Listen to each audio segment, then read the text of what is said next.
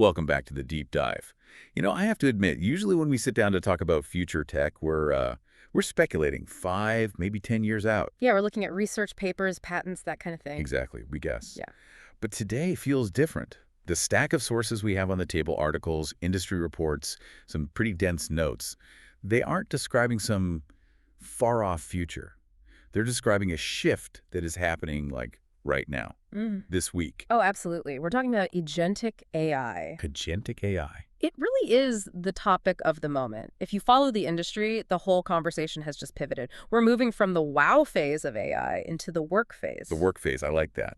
And before we really get into the mechanics of how this all actually changes our jobs and the definition of work itself, I want to give a quick shout out to the partners who made this specific deep dive possible. AI Opportune. AI Opportune. This whole deep dive is brought to you by them. Which is actually a really strong pairing for this topic. I mean, we see a lot of newsletters and platforms that are just about the hype cycle, what's the newest shiny toy. Right. AI Opportune is different. It's built for founders, for creatives, for builders, people who need to know how to use this stuff today. Exactly. If you're out there trying to figure out the startup playbook or how to build an intelligent workflow that actually, functions on a Tuesday morning, they are the resource. It's all about clear, grounded perspectives, staying a step ahead. So if you want to move from theory to practice, go give them a subscribe. Okay. Let's get into it. Agentic AI. We've spent the last 2 years completely obsessed with generative AI. Chatbots, image generators, writing funny emails. What's the fundamental shift here? Why is agentic the new buzzword? The sources all frame it as this transition from thinking to acting. Yeah. If you look at the last wave generative AI, the chat GPTs of the world, it was fundamentally passive. Passive, yeah. You ask a question, it gives an answer. It waits for you. It's a tool you pick up and then you put it down. It's a very sophisticated encyclopedia that can write poetry for you. Exactly. Correct. Agentic AI flips that script entirely. It's not about answering questions. It's about systems that pursue goals with independence. Pursue goals with independence. Yeah. Okay, but that phrase alone sets off a few alarm bells for me. It sounds a little sci-fi, maybe? Yeah. Maybe a little dangerous. Yeah, I get. So if I'm at a dinner party and someone asks me to explain the difference between the chatbot on their phone and an agent, what's the elevator pitch? The one that doesn't sound like the plot of a movie where the robots take over. The best analogy I saw in the material is the difference between an advisor and an employee. Okay. Think about it this way. With generative AI, you ask, how do I bake a chocolate cake? And it gives you the recipe. It might even give you a shopping list, tips on whisking the eggs. Right. But the human, you still have to go to the store, buy the eggs, mix the batter, watch the oven. I'm doing all the execution. The AI provides the knowledge, but I provide the labor. Exactly. Agentic AI is like hiring a caterer. You just say, I need a chocolate cake for Saturday at 5 p.m. Right. The agent takes that objective, and then it goes out and does it. It finds the ingredients online. It manages delivery logistics. It makes sure the cake actually shows up. It carries out the objective. It doesn't just talk about it. So it's the difference between chat and work. Yeah. But I want to get into the mechanics. Doing work implies it's interacting with the real world. Is this just a smarter large language model, or is the architecture actually different? Oh, it's structurally different. The large language model, the LLM, that's still the brain. It provides the reasoning, the language understanding. Sure. But an agentic system wraps that brain in a body, metaphorically speaking. The technical notes we looked at break this down into 3 critical additions that standard chatbots just do not have. And what are those? First, there's task planning logic. An agent can look at a vague goal and, break it down. It says, okay, the human wants a cake. To get a cake, I need to find a bakery, then check their stock, then process a payment, then schedule the delivery. So it creates its own little project plan. It does, before it does a thing. Second is memory. It can observe outcomes. If it tries to order the cake and the payment fails, it remembers that failure. Then it tries a different card or a different method. So it doesn't just hallucinate a success. It actually checks reality against what it remembers. Precisely. And the third. Let me guess, this is the big one. This is the big one. Tool access. This is the hands part of the body. This is where it gets real. The agent is hooked into API's application programming interfaces. It can talk to your database, your CRM, your payment gateway. It can actually push buttons and move data around in external software. That is a crucial distinction. It's not just generating text in a vacuum. It's logging into a system and executing a real command. Yes, and that leads to a concept the sources call supervised autonomy. Yeah. And it's really important to be clear here. This isn't full autonomy where we just let it run wild. Right. It's autonomy bounded by very specific goals. It acts, it observes the result, adjusts its plan, and keeps going until that specific job is done. Supervised autonomy, that phrase, that feels like the sweet spot between micromanagement and total chaos. But let's ground this. It's easy to talk about agents in the abstract, but are companies actually trusting AI with the keys to the car right now? Is this really in the wild? It is definitely out of the lab. The sources highlight a few heavy hitters, but the one that really shows the scale of this is Klarna. Klarna, the payment service? Yep. They publicly released their data, and their AI agents are handling a massive, massive volume of customer service interactions. And we have to be clear, this is not the press one for billing chatbot hell that we're all used to. No, I didn't understand that. Please repeat your query. Right, none of that. These agents are resolving issues from end to end. So let's say you need a refund. A standard chatbot would just link you to a policy page and say, good luck. Mm-hmm. The Klarna agent actually retrieves your account data, it verifies the transaction against the policy, it initiates the transfer in the banking system, updates the ledger, and then sends you the confirmation. So it's actually doing the back-end work. It is replacing the human who used to sit there at a terminal just clicking approve. That's exactly it. And it only escalates to a human if the situation is totally novel or falls outside its safety parameters. For all the routine stuff, it handles the whole process. The efficiency gains they reported were just staggering. I saw that number. Something like the work of 700 full-time agents. 700, it's an incredible number. Wow. We will come back to what that means for the workforce, because we have to. Mm-hmm. But beyond customer service, where else is this landing? The notes mention UiPath and Salesforce. Right, this is the enterprise side. UiPath is fascinating because they've been the kings of robotic process automation RPA for years. But traditional RPA is just so rigid. It's strictly rule-based, isn't it? If this, do that. Yes, and if this looks slightly different, say an invoice comes in as a PDF instead of a JPEG, or the layout changes by an inch, the old box just crash. They break. Yeah. So UiPath is shifting to agentic workflows for things like finance and HR.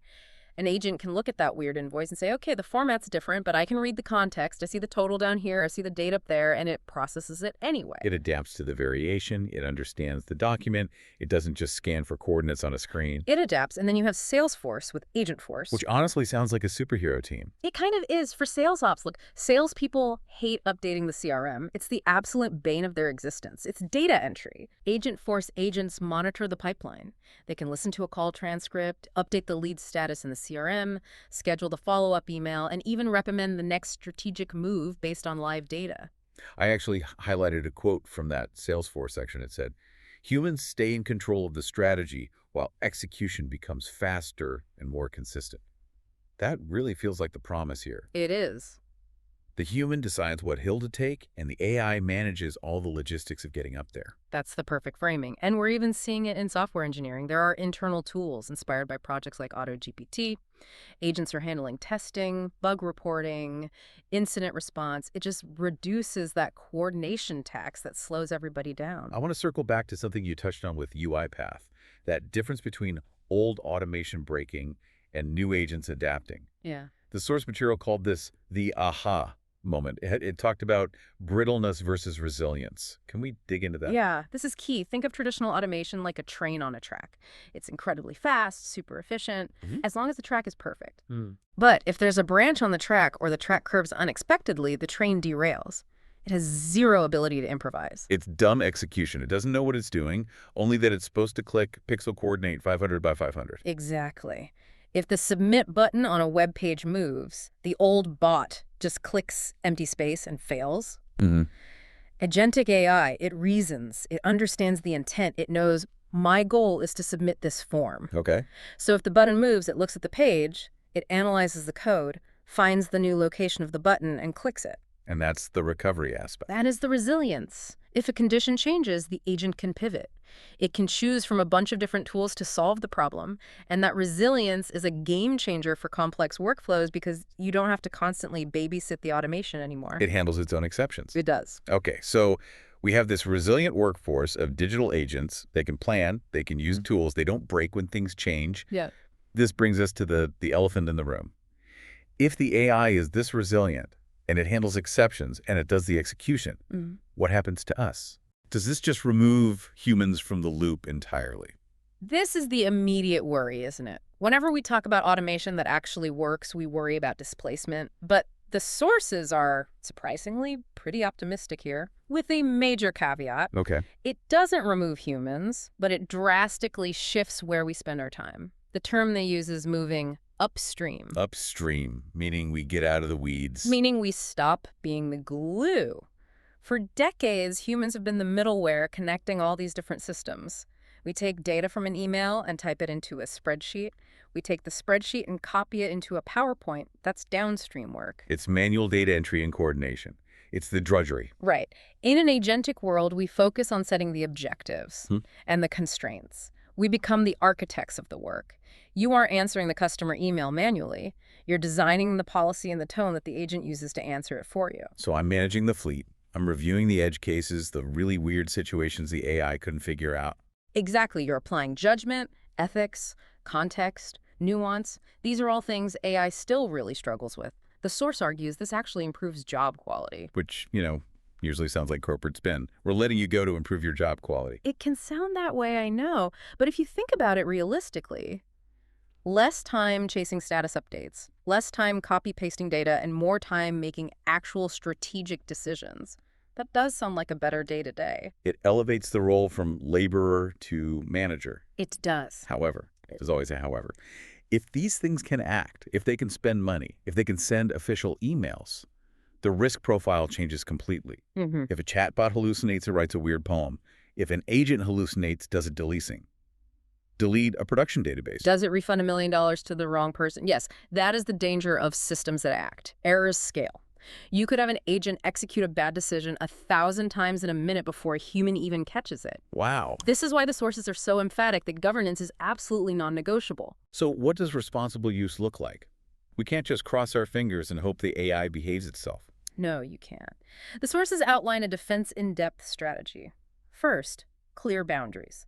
You need hard-coded approval checkpoints for any high-impact actions. Like a spending limit on a corporate credit card. Exactly like that. An agent might be able to refund up to $50 automatically, but for a $5,000 refund, that requires a human sign-off. The agent prepares the request, but it cannot push the final button. That makes sense. What's next? Second is transparent logs. No black boxes. You have to be able to see the agent's chain of thought. Why did it make that decision? If it took an action, there has to be an immutable trail. So if things go wrong, we can autopsy the whole decision process. We can. And third is limited permissions. This is just basic cybersecurity, but it's critical here. You don't give the agent the master key to the whole building. You give it the key to the one specific room it needs to clean. So an agent for scheduling meetings shouldn't have right access to the payroll database. It should not. It all comes down to accountability. We have to be able to answer for what the agent does. We can't just blame the software. Right. Governance isn't just red tape here. It's the safety mechanism. It is. It's what allows the whole system to function without destroying the company. Okay, so let's look for it. We've got these agents. They're starting to work in customer service and finance. Where does this go next? The source talks about multi-agent networks, which sounds significantly more complex. It is the logical next step. Right now, we're mostly talking about a human interacting with one agent to do one task. The future is specialized agents talking to other specialized agents. Like a digital workforce, all communicating with each other. Yes. Just imagine a supply chain scenario. You have a sales agent that closes a big deal. It instantly pings the inventory agent to check the stock. Right. The stock is low, so the inventory agent then pings the procurement agent to order more materials from a supplier. They hand off these tasks to each other without any human intervention. So the entire operational flow just happens, machine to machine. Potentially, yeah. And this drives what the source calls operational resilience. It's not just about speed, it's about adaptation. If a supplier is delayed, the procurement agent knows immediately and tells the logistics agent to reroute a shipment. The business adapts in real time. Instead of waiting for a quarterly review meeting to find out there's a problem. Exactly. It's a massive competitive advantage. It turns the company into a living organism that can react to stimuli. It does. But it must require a huge leadership shift. It does. The sources say leaders have to adopt a human-first mindset. What does that even mean in this context? It means recognizing that As execution becomes automated, the human element becomes more distinct, not less. You have to train your people to be good at the things the agents can't do. Empathy, complex strategy, ethical judgment. So it's not about replacing humans, it's about freeing them up to do the really human stuff. That's it, precisely. All right, let's bring this all together. We are seeing a fundamental shift. Agentic AI moves us from using AI as a tool for advice, hey, write this email, to using AI as an operational partner for action, hey, manage this whole inbox. That is the headline, but, and it's a big but, it requires deliberate adoption. You can't just plug it in and walk away. Yeah. You need clear goals, strong governance, and a real willingness to redesign your workflows. And if you do it right, you get that resilience we talked about. You get a business that doesn't break when the world changes. Here's a final thought to chew on.